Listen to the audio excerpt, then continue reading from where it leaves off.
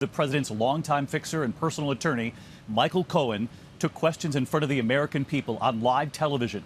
The hearing playing here in Hanoi as well. Michael Cohen answering questions from members of Congress, opening by calling the president a racist, a con man, and a cheat, who allegedly said of his run for president, "This will be the greatest infomercial in political history." And what Cohen revealed about what the president knew and when. Republicans asking, why should the American people believe you? And tonight, what Cohen could not answer and what that revealed too. ABC's Mary Bruce leading us off tonight from the Hill. The hearing room chaotic and intense as Michael Cohen, the man once trusted to keep the president's secrets, took the oath and then delivered blow after blow. I know what Mr. Trump is. He is a racist, he is a con man, and he is a cheat. It was a high-stakes do-over for Cohen, who has pleaded guilty to lying to Congress. The last time I appeared before Congress, I came to protect Mr. Trump.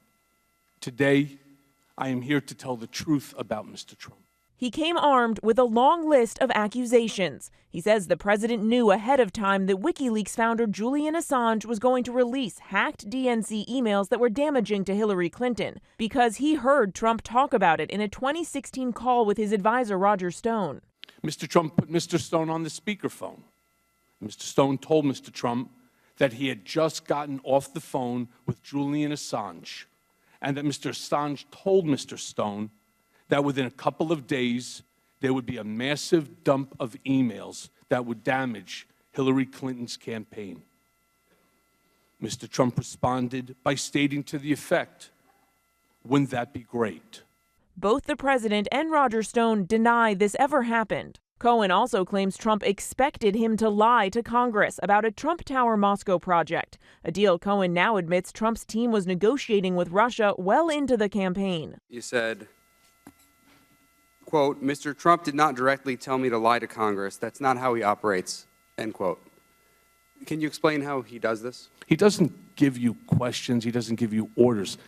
He speaks in a code. And I understand the code because I've been around him for a decade. And he says the president's legal team knew exactly what he was going to say. You need to know that Mr. Trump's personal lawyers reviewed and edited my statement to Congress about the timing of the Moscow Tower negotiations before I gave it. In granular detail, Cohen told Congress the president ordered him to pay off porn star Stormy Daniels just before the election.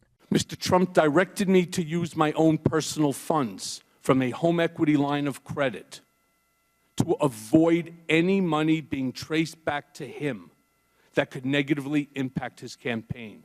He produced a check he says the president gave him to repay that money. You don't have to take my word for it. I don't want you to. I want you to look at the documents. He insisted the president told him to lie about all of it. What did the president ask or suggest that you say about the payments or reimbursements? He was not knowledgeable of these reimbursements, and he wasn't knowledgeable of my actions. He asked you to say that?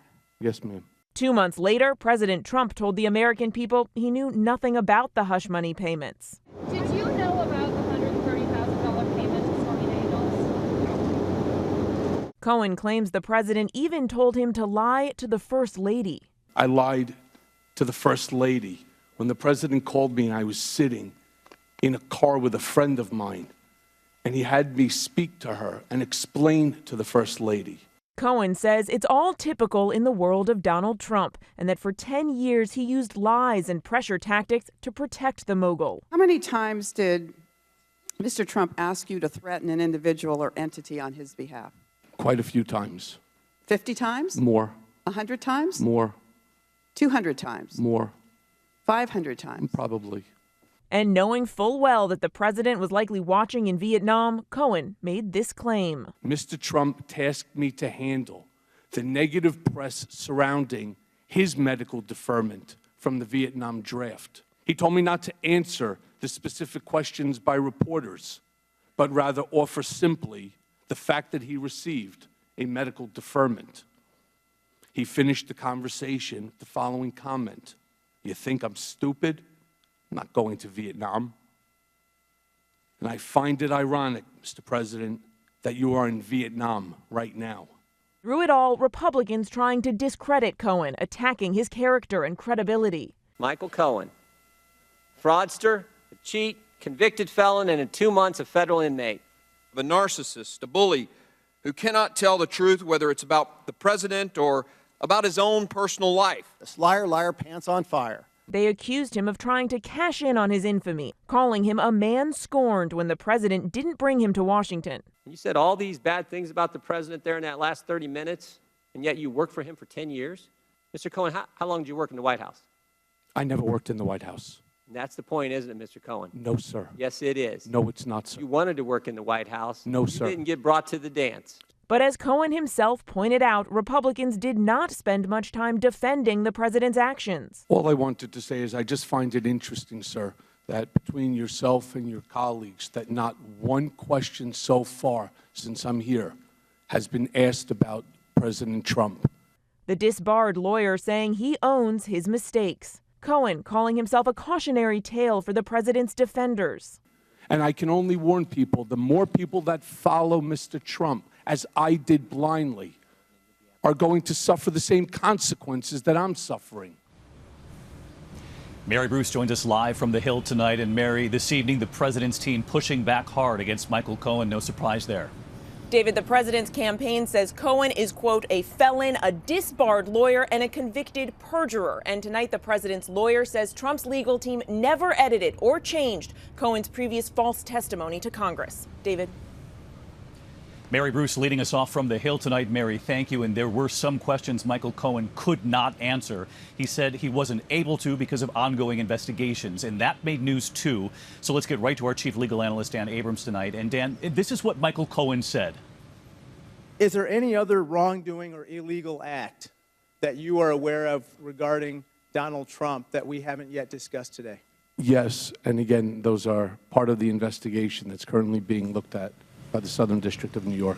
So, Dan, Michael Cohen telling that committee he is actively cooperating with the Southern District of New York, which is investigating, quote, wrongdoing or illegal acts involving Donald Trump. Dan, how significant is this? Well, it's very significant, maybe the most significant moment in the entire hearing.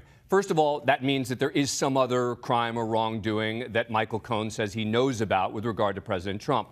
But just as important is that it's the Southern District of New York that's investigating it, not the special counsel. The special counsel, Robert Mueller's mandate is limited. They're going away in the relatively near future. The Southern District of New York isn't going anywhere. And you heard Republicans citing that office again and again today. That office could become a big problem for President Trump down the road.